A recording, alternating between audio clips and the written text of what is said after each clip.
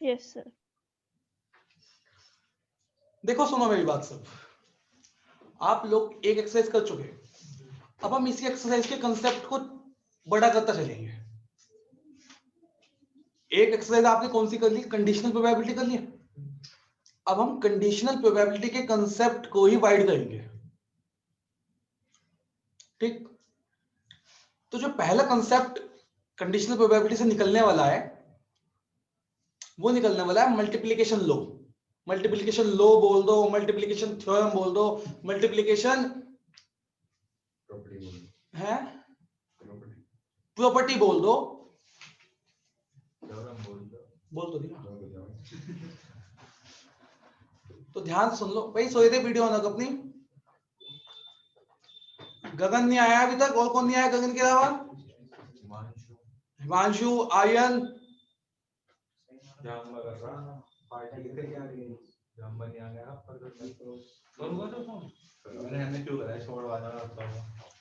आर्यन, गगन और कौन गायब है? हिमांशु। चलो इधर देखो, हाँ भाई शांति सुनो, सुनो सुनो मेरी बात। तो पहली एक्सरसाइज में किसी को कोई डाउट तो नहीं है?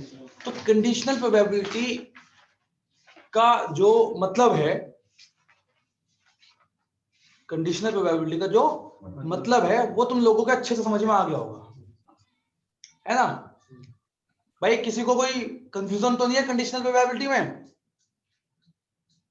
No sir. ठीक है, तो अब तुम कंडीशनल प्रोबेबिलिटी से बहुत परिचित हो चुके हो। मैंने तुम्हें अभी कहा कि अब हम क्या करने वाले हैं, इस कंसेप्ट को ही बड़ा बनाते चलेंगे, या इस कंसेप्ट से नए नए कंसेप्ट निकालना स्टार्ट कर देंगे, ठीक है। तो जो मैं पहला कंसेप्ट निकालने वाला हूं इस कंडीशनल प्रोबेबिलिटी वाले कंसेप्ट से, वो निकालने वाला हूं मैं मल्टीप्लिकेशन लॉ, या मल्टीप्लिकेशन थ्योरम, या मल्टीप्लिकेशन प्रॉपर्टी, बात एक ही है, या मल्टीप्लिकेशन रूल, रूल भी बोल सकते हो आप इसे, चारों का मतलब एक ही है। तो ये जो मल्टीप्लिकेशन रूल है क्या है, ध्यान से समझेंगे सभी से। क्या कहना है भाई? सर बोलो। ये जो दूसरी वाली एक्सरसाइज है आज शुरू होगी ना, मतलब कल तो नहीं हुई थी? हाँ ये अब शुरू होगी, कल नहीं हुई थी, अब होगी शुरू। बेसिक भी इसका आज ही होगा ना शुरू? तब अभी होगा इसका। ठीक। कल फर्स्ट की प्रॉपर्टीज बता दी गई थी, कंडीशनल प्रोबेबिलिटी की प्रॉपर्टीज, और याद रखना प्रॉपर्टीज को, वो प्रॉपर्टी एग्जाम में आ सकती है प्रूफ करने के लिए, थर्ड वाली दूसरे वाली प्रॉपर्टी प्रूफ करने के लिए आ सकती है, ठीक है। और उन प्रॉपर्टी को आर डी शर्मा ने कई कई जगह इस्तेमाल भी कर रखा होगा बड़े बड़े क्वेश्चन में आसान बनाने के चक्कर में। चलो फिलहाल अब हम इस पर फोकस करते हैं, थर्ड वाले पे। कल टेस्ट की बात या कल क्लास के बाद में करूंगा, पहले अब पूरा फोकस इस पे रखता हूँ। तो किसी के मन में अगर कुछ आ रहा होगा कि कल क्या है, तो वो बाद में पूछना, अभी मत पूछना कोई भी। तो भाई अब आते हैं हम मल्टीप्लिकेशन रूल पर।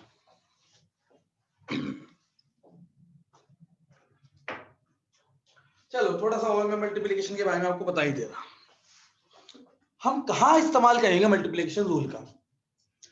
देखो जहां इस तरह के क्वेश्चन होंगे, मैं आपको पहचान बता दिया, जैसे मैंने आपको वो पढ़ाई थी ना इनडेफिनेट की प्रॉपर्टीज, सॉरी डेफिनेट की प्रॉपर्टीज, कि किस प्रॉपर्टी का कहां इस्तेमाल होना। सबसे ज्यादा कौन सी इस्तेमाल हुई थी प्रॉपर्टी? फोर्थ वाली, king of the property, king है वो एक तरह की, कौन है वो? बहुत इस्तेमाल होती है वो प्रॉपर्टी, याद रखना। उसे क्या थी, कोई बच्चा बताएगा? सर लिमिट 0 से 1 होती थी और a माइनस x कर देते, मतलब फंक्शन में जो लिमिट 0 होती to थी a, 0 से। या 0 to a के बजाय तुम वो थर्ड वाली याद रखा करो, 0 a to b fx dx equals to a to b f a plus b minus x dx। King बोलते हैं सर, क्या बोलते हैं सर? ठीक है, अब तुम कहोगे सर कहाँ तुम प्रोबेबिलिटी कैलकुलस पढ़ाने लग गए, जरूरी है अब रिवाइज करना स्टार्ट कर दो, समझ में आ गया? क्योंकि अब रिवीजन चल रहा है, लास्ट चैप्टर चल रहा, 4 एक्सरसाइज रहेगी इसकी, फिर उसके बाद रिवीजन ही चलना है। रिवीजन किस तरीके से चलेगा वो मैं बता चुका था, थोड़ा डिटेल में 1-2 दिन बाद भी पता लग जाएगा। अब हम बात करते हैं मल्टीप्लिकेशन लॉ क्या है, वो भी जानेंगे, कहां है वो अब जानते हैं। मल्टीप्लिकेशन लॉ जो है, जब इस तरह के क्वेश्चन हो, किस तरह के, जैसे कि जहां हम एक के बाद एक काम कर रहे हो, एग्जाम्पल के तौर पे समझो 52 पत्तों में से 2 कार्ड लिए, पहला कार्ड ब्लैक और दूसरा कार्ड जेड हो, इस बात की प्रोबेबिलिटी बताओ। एक इस टाइप के क्वेश्चंस में ना ज्यादातर, हमेशा तो नहीं मगर ज्यादातर एक वर्ड आता है विदाउट डिस्प्लेसमेंट। इस तरह के क्वेश्चंस में बहुत मिलेगा आपको कि हमने 52 ताश के पत्तों में से एक पत्ता लिया और लेने के बाद उसे अलग रख दिया, फिर उसके बाद दोबारा एक पत्ता लिया, दोबारा एक कार्ड चूज किया। तो यहाँ पे ये देखो, आप पिक्चर नोटिस करो, यहाँ पे आप एंड की बात आई, यहाँ पे ब्लैक और जेड, ब्लैक कार्ड और जेड कार्ड, मतलब ये, या ऐसा मान लो एक बैग है, बैग में 3 तरह की बॉल है, ब्लैक, ब्लू, ग्रीन, 3 तरह की बॉल है। बैग में से 2 बॉल 1 बाय 1 ली गई बिना रिप्लेसमेंट के, तो बताइए कि जो हमने 2 बॉल ली दोनों की दोनों ब्लैक होगी, इस बात की प्रोबेबिलिटी बताओ। तो यहां पे आप एक चीज नोटिस करो, एक इवेंट हो चुका है तब उसके बाद दूसरा हो रहा है, पहली ब्लैक निकली तब दूसरा हो रहा है, पहली ब्लैक निकली उसके बाद दूसरी ब्लैक निकली, पहला कार्ड किंग आया उसके बाद दूसरा कार्ड जेड आ रहा है। मतलब यहां पे हम कहीं ना कहीं जो हम अभी सीख के आए उसकी झलक देखने को मिल रही है। क्या डेफिनेशन थी कंडीशनल प्रोबेबिलिटी की? If E and F event, if E and F event associated with sample space, दोनों इवेंट किसके साथ एसोसिएटेड हो? सैंपल स्पेस के। तो find the conditional probability of E when F has occurred। मैं तुम्हें रटवा नहीं रहा प्रोबेबिलिटी, ना मैं तुम्हें फॉर्मूले रटवा रहा, क्योंकि 60 से 75%, 60 से 70% क्वेश्चन फॉर्मूले रटने से भी हो जाता है, लेकिन फिर वो सिर्फ एनसीईआरटी वाले ही हो पावे, जो एनसीईआरटी के बाहर से आके फिर ना कर पाते बच्चे, जो समझ के करता है उसे कहीं से दे दो तुम, कोई दिक्कत नहीं, कोई सी बुक का दे दो। तो समझो मैं जो अब मल्टीप्लिकेशन लॉ निकालने वाला हूं कैसे निकालने वाला हूं। यहां पे अगर हम एक बात करें, जो मैंने आपको 2-3 एग्जांपल दिए, इन एग्जांपल्स पे मैं अगर विचार करूं तो ये समझ में आ रहा है कि यहाँ पे और वाला कंसेप्ट काम कर रहा है, ब्लैक कार्ड और ग्रीन और रेड कार्ड, ब्लैक बॉल और ब्लैक बॉल। यहां आ रहा है 2 इवेंट में और, क्या आता है? और के लिए मैथमेटिकल लैंग्वेज में हम कौन से साइन का इस्तेमाल करते हैं? इंटरसेक्शन का, इंटरसेक्शन। Yes sir. इंटरसेक्शन का सर, और का मतलब वो इंग्लिश में बोलना चाहिए एंड के लिए, ए एंड डी एंड के लिए, ठीक है ना। तो एंड के लिए हम किसका इस्तेमाल करते हैं? इंटरसेक्शन करते हैं, नहीं करते? तो इंटरसेक्शन किसके फॉर्मूले में आ रहा है? ई अपॉन एफ, कंडीशनल प्रोबेबिलिटी के उसमें आ रहा है, नहीं आ रहा? तो वहीं से हमने मल्टीप्लिकेशन वाला फॉर्मूला निकाल दिया। ध्यान से देखो, बहुत ध्यान से समझना, क्योंकि आज 2 कंसेप्ट, बहुत बड़े बड़े कंसेप्ट होंगे तब जाके क्वेश्चन चलेगा। पहले मल्टीप्लिकेशन पक्का करो, जब मल्टीप्लिकेशन पक्का होगा तब इंडिपेंडेंट इवेंट्स का पता लगेगा तुम्हें। तो इससे अगला कंसेप्ट हमारा कौन सा है? इंडिपेंडेंट। 2 इवेंट्स की इंडिपेंडेंसी का कैसे पता लगाते हैं। 11वीं में पढ़ा था एक्सक्लूसिव होने की कंडीशंस पढ़ी थी। यहां पढ़ोगे आप इंडिपेंडेंट होने की कंडीशंस।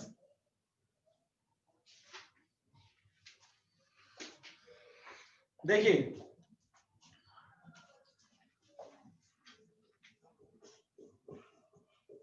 मैंने आपको अभी भी कहा, पहला कार्ड ब्लैक हो चुका है उसके बाद दूसरा ब्लैक, यानी कि एक इवेंट हो चुका है। तो यहां पे जो एफ इवेंट होता है वो अकर्ड इवेंट होता है।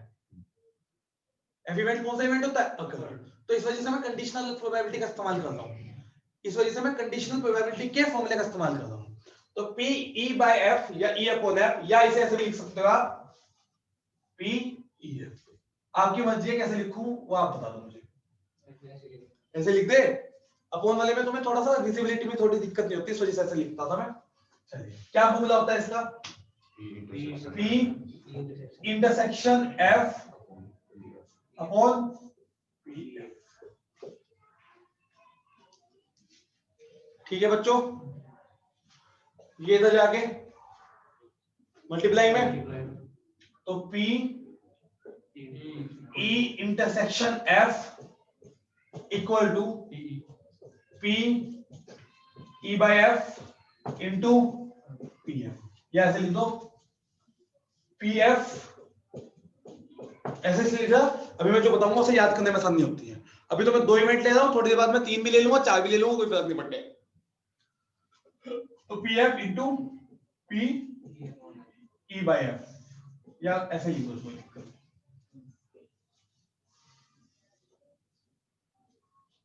एक कंडीशन तो ये ली मैंने, P E by F की जगह अगर मैं F by E ले लूं तो बताओ फॉर्मूला क्या है, F intersection E upon upon में ही आ जाएगा बस। F intersection E upon P E, ये इधर जाके मल्टीप्लाई में, तो P F intersection E equal to P E into P F upon, आप F इंटरसेक्शन E लिखो या E इंटरसेक्शन F लिखो, बात तो एक ही है बच्चों। यहां तक सबको समझ में आ गया? yes sir ये दोनों ही मल्टीप्लिकेशन लो है, यही है मल्टीप्लिकेशन।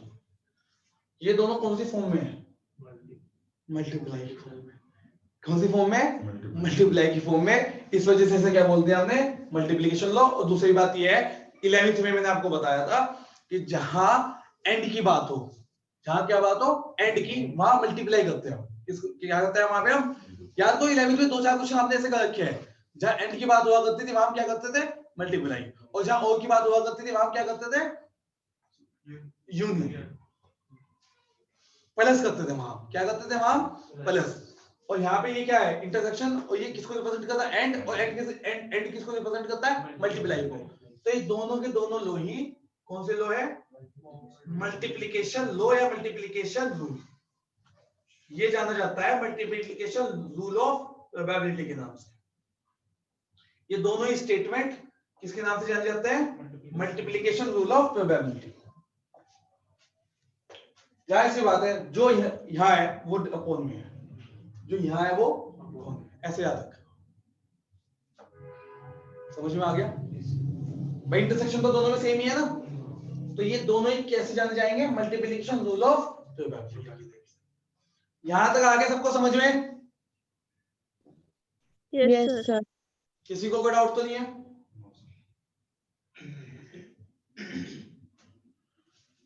तो ये तो आया आपके पास फॉर्मूला। ये काम हम कब करेंगे, दोबारा सुन लो ध्यान से। जब एफ इवेंट की प्रोबेबिलिटी जब ई एंड एफ की प्रोबेबिलिटी हो, जब ई एंड एफ, और यहां पे ई क्या हुआ, अकर्ड। ई क्या हुआ यहाँ पे, अकर्ड। या यहाँ पे ऐसे मान लो जहां एक के बाद एक वाला काम हो, जहां एक के बाद, बुक में आएगा। लो मैं बुक में दिखाता हूँ आपको, लो एक बुक से बुक दिखाऊंगा, एक बीच में रखो अपने पास। बुक में इस तरह के क्वेश्चन आपको दिखाई देंगे। दिखाओ एक्सरसाइज 13.2 में पहला क्वेश्चन तो इंडिपेंडेंट का, उसको छोड़ दो अभी। क्वेश्चन नंबर 2 देखो, 2 कार्ड है, देखो आ गया ना, विदाउट डिस्प्लेसमेंट। मैंने आपको पहचान बता दी इस एक्सरसाइज में इनकी। 2 कार्ड रैंडमली चूज किए गए एंड विदाउट अ रिप्लेसमेंट, ये वाला वर्ड ज्यादातर दिखाई देगा जहां मल्टीप्लिकेशन थ्योरम लगेगी। And without a replacement from a pack of 52 playing cards, find the probability that both the cards are black. मतलब कि ये हुई कि पहला कार्ड चूज किया ब्लैक एंड दूसरा भी चूज किया गया ब्लैक। पहला वाला काम हो चुका है, वो अकर्ड इवेंट में आ गया। वो कौन से में आ गया? तो वहां पे हम यहाँ इस क्वेश्चन में हम कौन से जो उसका इस्तेमाल करेंगे? Conditional probability, sorry multiplication law का इस्तेमाल करेंगे। किसका इस्तेमाल करेंगे? इस तरह के जब क्वेश्चन होंगे, एक दो क्वेश्चन और होंगे इस तरह के, दिखाओ मुझे। जैसे क्वेश्चन नंबर 3 है,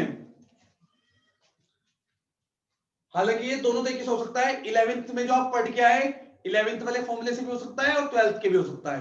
12th में तो आपने अभी क्या जाना, ऐसे बहुत से क्वेश्चन है जो आसान तरीके से हो सकते हैं। एक बात सुनो मेरी, ऐसे बहुत से क्वेश्चन है जो आसान तरीके से हो सकते हैं। जैसे क्वेश्चन नंबर 3 है, यह हो सकता है आसान तरीके से, परम्यूटेशन एंड कॉम्बिनेशन का इस्तेमाल करने से भी ये हो सकता है। करवाऊंगा दोनों मेथड से। तो क्वेश्चन में देखो क्या कहा, अब बॉक्स ऑफ ऑरेंजेस, आपको देखो मैं आपको ये समझाना चाह रहा हूं, आपको कैसे पता लगेगा कि मल्टीप्लिकेशन लॉ का इस्तेमाल करना है, ये समझाना चाह रहा हूं मैं आपको। क्वेश्चन तो आपको आ जाएगा समझ में। क्वेश्चन नंबर 3 में कहा है, अ box of oranges is inspected by examination 3 randomly selected oranges without displacement. If all the 3 oranges are good, the box is approved for sale, otherwise it is rejected. Find the probability that a box containing 15 oranges out of 12 are good but 3 are bad ones will be approved for sale. ऐसे समझो, ये question ये है कि जैसे तुम लोग दुकान पे जाओ, ऑरेंज है ना, ऑरेंजेस खरीदने जाओ, तो तुम ये तो है नहीं उसके ठेले में जितने भी ऑरेंजेस हैं सबको चेक करोगे, तो आप मन चाहे कोई 3 उठा के देख लोगे। अगर तीनों ठीक हुए तो ये आप सेल करोगे, अगर तीनों ठीक नहीं हुए तो आप सेल नहीं करोगे, मतलब परचेज नहीं करोगे, मतलब कि सेल नहीं होगा। तो पहला उठाओगे एंड देन दूसरा, एंड तो यहाँ पे 3 इवेंट आ गए। यहाँ पे क्या आ गए? तो अभी तो आपको 2 इवेंट वाले फॉर्मूला पता लगा, 3 इवेंट वाला भी लिख रहा है, अभी लिख रहा 3 वाला। पहले मुझे बताओ समझ में आया कहाँ हमें मल्टीप्लिकेशन लॉ का इस्तेमाल करना है? बताओ सब मुझे। Yes sir. सभी को इसको पता लग गया मल्टीप्लिकेशन लॉ का इस्तेमाल कहाँ करेंगे? जी सर। चलिए, तो इंडिपेंडेंट इवेंट तो बाद में बताता हूं, पहले मैं क्वेश्चन नंबर 2 करवा दूं। क्वेश्चन नंबर 2, उसके बाद में आपको 2 इवेंट के लिए तो लिखी थी, अल्लाह चलो 3 इवेंट के लिए भी लिख के दिखा जाए। इधर देखो, अगर 3 इवेंट हो E, F और G, इसका कोई प्रूफ भी पूछने वाला आप लोगों से, अब मेरे ख्याल से बुक में प्रूफ दे भी नहीं रखा होगा इसका, ना दे भी नहीं रखा। बहुत सिंपल है, ध्यान समझो। लिख आप कैसे ले किसी को भी सकते हो पहले, जैसे यहां पे भी किसी को भी ले सकते थे, लेकिन अगर आपने किसी को एक बार चूज कर लिया तो उसी के बेस पे बनेगा पूरा फॉर्मूला। जैसे मैंने पहले चूज कर लिया E, इसे भी कर रखा है, पहले क्या चूज कर लिया E, तो देखो क्या बनेगा, प्रोबेबिलिटी ऑफ E। अब E इसके साथ भी अपॉन में जाएगा, F अपॉन E, क्या F upon E into F by E into, ध्यान समझो, अब G इन दोनों के साथ जाएगा। अगर 4 होते तब भी ऐसे ही बनता फॉर्मूला, 5 होते तब भी ऐसे ही बनता, लेकिन 3 से ज्यादा वाला आता नहीं आपके एग्जाम में। तो अगले मल्टीप्लाई में क्या जाएगा, P G अपॉन इन दोनों का E इंटरसेक्शन F। अगर मान लो कोई चौथा भी होता इसमें, M भी होता, तो क्या जाता, P M अपॉन इन तीनों का इंटरसेक्शन। अगर होता, वहां तक क्वेश्चन जाता है 10th में, इसमें 12th में, ये तक दूंगा। तो ये 3 के लिए फॉर्मूला निकल गया। और अगर आप बाय चांस F लिखते हैं पहले, तब भी एक नई फॉर्म आ जाएगी, तो क्या बनता, F F upon E G अब फिर इंटरसेक्शन, मतलब अपॉन में कौन सा तो चलता रहता, तो अब तो E ले लिया। तो ये है कब, जब कितने इवेंट हो, 3, तब आपको इस फॉर्मूले का इस्तेमाल करना है। तो आप क्वेश्चन नंबर जो भी हमने ऑरेंजेस वाला पढ़ा, वहां इस फॉर्मूले को इस्तेमाल कर सकते हो। हालांकि मैं आपको दोनों से करवाऊंगा, इस फॉर्मूले से भी और 11th वाले मेथड से भी। दूसरी बात ये, एक और तरीका जान लो, इसे लिखने का एक तरीका और है, अगर ऐसे भी लिख सकते हो आप इसे EF इंटरसेक्शन। हाँ, मतलब अगर ई इंटरसेक्शन आप लिखा है तो आप दोनों को एक साथ लिखोगे, तो इसका मतलब यही है कि दोनों का क्या है, इंटरसेक्शन। तो आप ऐसे भी लिख सकते हो, तो ध्यान से देखो, ऐसे लिख सकते हो, यही काम ऐसे यहां भी लिख सकते हो, और यहां पे कैसे लिखोगे, P E F G। तो मतलब ये होता है, अगर 3 इवेंट एक साथ लिखे हुए तो मतलब क्या है कि उनका क्या लिया हुआ है, इंटरसेक्शन लिया हुआ है। शॉर्ट तरीके से लिख सकते हैं ऐसे, ठीक है। चलिए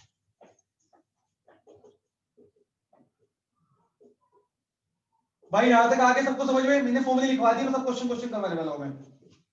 यहाँ तक आगे सबको समझ? Yes, sir.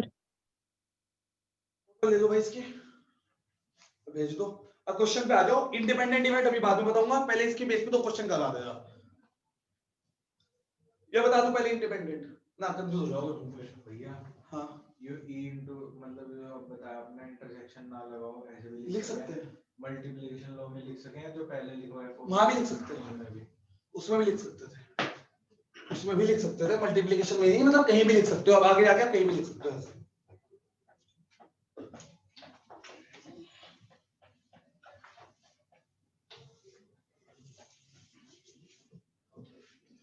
अब एक बात और सुन लो, अभी तक तो आप कंडीशनल प्रोबेबिलिटी जब फाइंड करते थे तो बिल्कुल पूरा फॉर्मूले का इस्तेमाल करते थे। अब आप लोगों को डायरेक्ट आ जानी चाहिए, मतलब डायरेक्ट अपने आप मन में फेवरेबल और टोटल सोच लेनी चाहिए आपको। अभी तक तो आप क्या करते थे, पी एफ और एफ में पी एफ दोनों का इंटरसेक्शन। अब अगर आप ऐसा करोगे तो कंफ्यूज भी हो जाओगे, क्योंकि उससे ही हमने ये फॉर्मूला बनाया, फिर आपको ऐसे दोबारा सोचने लगो तो वहीं पहुंच जाओगे घुमा के। ठीक, दूसरी बात ये याद करो, जिस दिन मैंने सबसे पहले कंडीशनल प्रोबेबिलिटी पढ़ाई थी तब मैंने वो क्वेश्चन आपको बिना फॉर्मूले के तो करवाया था सबसे पहले, हेड टेल वाला। फॉर्मूला तो बाद में बताया था, तो वैसे आप थोड़ा सोचने की आदत डाल लो बहुत अंदर, क्योंकि अगर आप लोग फर्स्ट एक्सरसाइज कर चुके तो अब आप सोचने भी लगोगे। चलिए क्वेश्चन करता है, देखो आपको आएगा सब समझ में। 2 कार्ड्स आर, इसके जैसे एग्जांपल भी होंगे। हाँ, एग्जाम्पल 8 और एग्जाम्पल 9, देखो बुक में एग्जाम्पल 8 और एग्जाम्पल 9 पढ़ लो, फिर तुम्हें थोड़ा और अच्छे से पता लग जाएगा और क्लियर हो जाएगा। पढ़ लो, सॉल्यूशन से मत देखना बस, इन दोनों में मल्टीप्लिकेशन क्यों इस्तेमाल हुई आपको पता लग जाएगा। 8 को देखो क्या बोलेंगे से, यू आर को कट्टा थैला, कट्टा कट्टा थैला थैला, एक थैले में, अच्छा ये वही हो गया बिल्कुल जो मैंने आपको एग्जांपल दिया था। एक थैले में 10 ब्लैक बॉल है और 5 व्हाइट बॉल है। 2 बॉल ली गई विद, इसमें भी मिल गया आपको विदाउट रिप्लेसमेंट। ये वाला वर्ड काफी 70-80% क्वेश्चन में दिख जाएगा, जहां आपको क्या लगानी होगी, मल्टीप्लिकेशन लो लगाना होगा जहां। तो बिना रिप्लेसमेंट क्यों, क्योंकि देखो ना पता क्या है, अगर आपने रिप्लेसमेंट नहीं किया, अगर आपने रिप्लेसमेंट नहीं किया तो फिर तो क्वेश्चन ही चेंज हो जाएगा। फिर वो अगर तुमने रिप्लेसमेंट नहीं किया तो फिर वो कंडीशन अप्लाई कैसे हुई, विदाउट रिप्लेसमेंट, मतलब कि उसे वापस नहीं रखा। विदाउट रिप्लेसमेंट का मतलब ये है कि वापस नहीं रखा उसे। ठीक, तो ये वाला आपको जो है विदाउट रिप्लेसमेंट वाला वर्ड दिखाई देगा, क्योंकि कंडीशन तो तभी अप्लाई हुई। और कंडीशन में से क्या बोला कि पहला क्या होना चाहिए, ब्लैक, और दूसरी भी ब्लैक, और दूसरी भी ब्लैक। तो साउंड समझ में आई क्वेश्चन की, क्वेश्चन की साउंड क्लियर हुई आपको। अब अगला क्वेश्चन देखो, क्वेश्चन नंबर 9। अब यहाँ पे कार्ड वाला बोल दिया इसने जो अब हम करने वाले हैं। अब इसने 3 कार्ड ले लिए, 3 इवेंट कर दिए इसने। तो यहाँ पे वो लगेगी कौन सी, जो मल्टीप्लाई लगेगी, 3 वाली लगेगी मल्टीप्लीकेशन में। 3 कार्ड लिए सक्सेसिवली बिना रिप्लेसमेंट के, मिल गया ना। विदाउट रिप्लेसमेंट बहुत से क्वेश्चन में मिलेगा, और 12th में तो मिलेगा ही मिलेगा। बिना रिप्लेस किए, हाँ, तो अगर रिप्लेस करके दोगे तो फिर फेवरेबल टोटल आउटकम्स तो जो कि तो हो गए ना। फिर तो कंडीशन कैसे अप्लाई हुई, फिर कंडीशन अप्लाई करने का मतलब, एक बात सुनो, अच्छा है इधर देखो, जब हम एफ की कंडीशन अप्लाई कर देते थे तो टोटल आउटकम्स हिल जाते थे, हिल जाते थे। याद को जिसमें पहले दिन करवाया, 3 कोइन में 8 थे, एफ हो जाने के बाद टोटल आउटकम्स 4 ही बचे थे। जब हमने कहते था कि टेल होना ही होना चाहिए, कंडीशन लगा दी थी, तो टोटल आउटकम जब हिल जाते हैं तभी तो भी कंडीशन अप्लाई हुई। तो इसलिए विदाउट रिप्लेसमेंट वाला वर्ड आएगा जरूर। हायर एडवांस लेवल के क्वेश्चन में छुपा के दिखती होती है ये बात। 12th में, हाँ 12th में बड़े आसानी से दिख जाएगी आपको।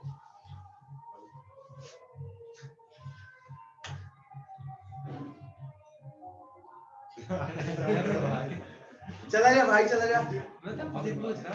हाँ सर लो, चलो चुप हो जाओ। तो यहाँ पे भी आगे ना विदाउट रिप्लेसमेंट। अभी उन्होंने वही कहा कि पहला 2 कार्ड किंग, मतलब पहला भी किंग और दूसरा भी किंग और तीसरा एस। तो इस तरह के क्वेश्चन में कौन सी लॉ अप्लाई करना है आपको, मल्टीप्लिकेशन लॉ। आओ अब दूसरा क्वेश्चन करते हैं। दूसरा क्वेश्चन करते हैं, वो इस कंसेप्ट को पूरे को इंडिपेंडेंट को भी आज ही समझ लियो, नहीं तो फिर बाद में उलझे फिरोगे। क्वेश्चन नंबर 2 पे आओ। दो कार्ड रैंडमली लिए गए without replacement from a pack of 52 playing cards, find the probability that both the card are black. मतलब यहाँ पे तो ई कार्ड जो है, जो ई इवेंट है वो भी चूज ब्लैक कार्ड, ई इवेंट किसको शो कर रहा है, ब्लैक कार्ड, और जो दूसरा इवेंट है वो भी किसको शो कर रहा है, ब्लैक कार्ड। ठीक, पहला कार्ड अगर ब्लैक हो चुका है तो यानी कि ई एफ का काम कर, या ऐसा बोलो ना, इसे एफ बोल दो, ऐसे बोल दो पी एफ होने की प्रोबेबिलिटी। अरे कार्ड का सिस्टम नहीं पता क्या, कितने कार्ड ब्लैक होते हैं, 26 बटे 52 1/8। ठीक, अब आप एक कार्ड चूज कर चुके हो, एफ हो चुका है, F has occurred, F has been occurred, तो पी ई अपॉन एफ बताओ ना। कार्ड एक चूज कर चुके हो, वो साइड में जा चुका है, तो टोटल आउटकम्स कितने हो चुके हैं अब, 51। टोटल आउटकम्स कितने हो चुके हैं अब, 51। और ब्लैक कितने हो चुके हैं इसके अंदर, 25। तो पी ई एफ और एफ हो गया 25/51। डायरेक्ट लिखा मैंने, बिना फॉर्मूला का इस्तेमाल करे। तो बाय मल्टीप्लिकेशन लो, P E intersection F equals to P F into P E by F. P F कितना 1/2, दूसरा 25/51, 25/102। एक बार चेक करना इसका आंसर, थोड़ा सा मुझे 25/102 सही है। ठीक, खत्म, बस ये था। अब आप देखो ध्यान से, इसका क्या मतलब है,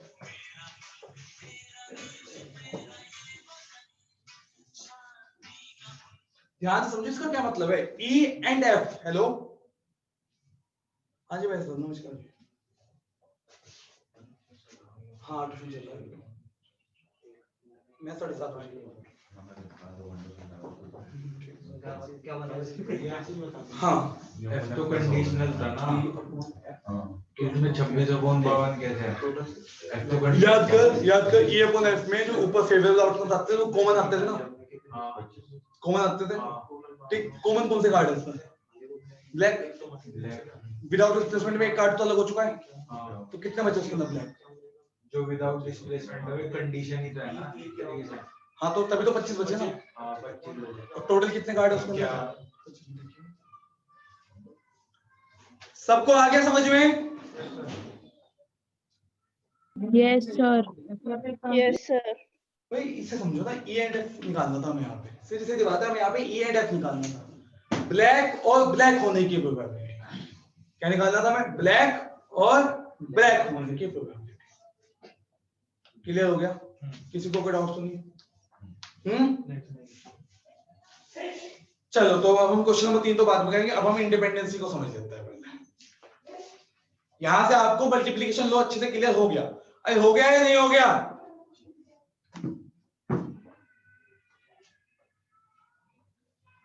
क्या पूछ रहा हूं आप लोगों से मैं, मल्टीप्लिकेशन लॉ क्लियर है सभी को? Yes, Yes, हाँ जी sir. सर। अब आओ आप इंडिपेंडेंट पे। देखो इंडिपेंडेंट का क्या मतलब होता है, फोटो भेज दे, फोटो भेज दे, देखिए क्या मतलब होता है इंडिपेंडेंट का, है स्वतंत्र, सही बात है, जो निर्भर ना करे।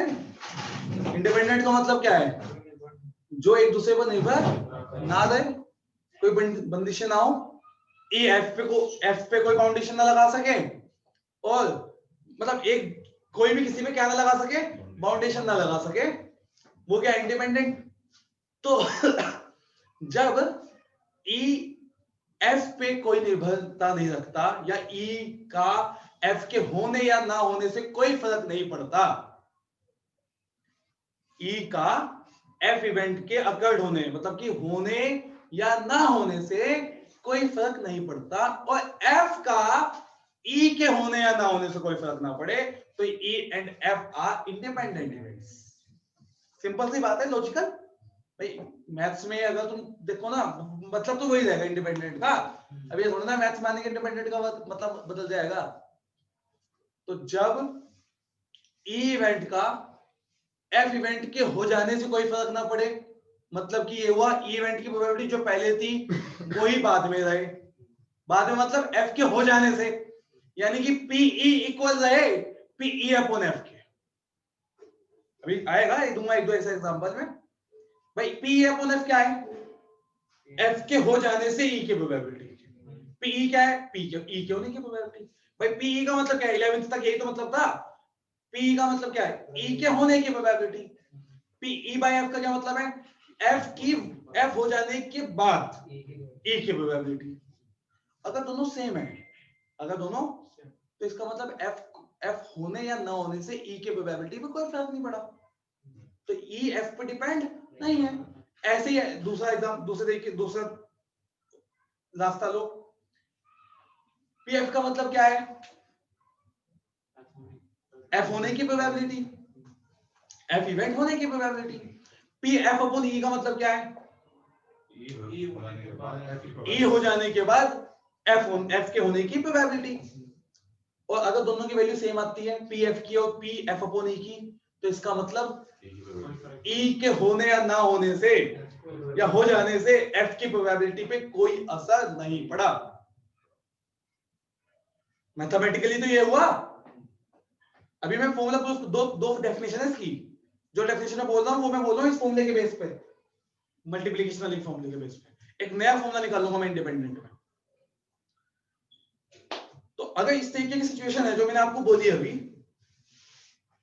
लगाना 12 की वैरायटी बढ़ रही।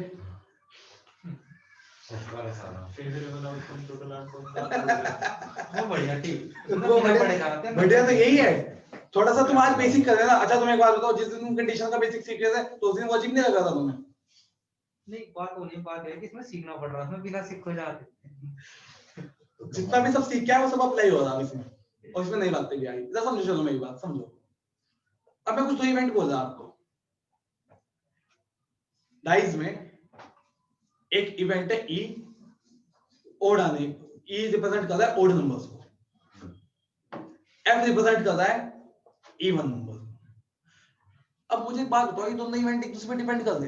बिल्कुल नहीं करते। ओड आने की प्रोबेबिलिटी चाहे इवन आ जाए तब भी वही रहने वाली, चाहे वो इवन इवन वाली कंडीशन लगा भी दे कि इवन हो रहा है तब भी ओड ही रहेगा, क्योंकि दोनों में कोई कॉमन है ही नहीं। इवेंट से पता लगा कि दोनों में कुछ कॉमन है ही नहीं। तो मैं ये क्वेश्चन लेता हूं। अब मैं एक यही क्वेश्चन लेता हूं, ध्यान से देखना। जो मैंने एग्जांपल दिया ना, तो मैं ये एग्जांपल लेता हूं। ये भेज देना। ठीक। तो मैंने आपको बता दिया, मैंने एक एक्सपेरिमेंट लिया डाइस, एक रैंडम एक्सपेरिमेंट ले लिया मैंने। कौन सा? डाइस। अच्छा एक्सपेरिमेंट है, छोटा एक्सपेरिमेंट है, कम आउटकम्स है, अच्छा एक्सपेरिमेंट है, तुम्हें समझ में आएगा। अगर मैं वो लगता कार्ड्स वाला, हालांकि मेरे दिमाग में कार्ड्स का भी आ रहा, किंग एस, हाँ वो भी फर्क नहीं पड़ने वाला, क्योंकि किंग अलग है, एस अलग है। लेकिन उसमें थोड़ा तुम वो बात में समझेंगे। पहले हम दूसरा वाला लेते हैं, सिंपल वाला।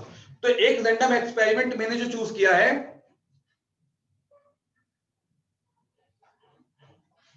सब बच्चे दोबारा रिजॉइन कर लो जल्दी से।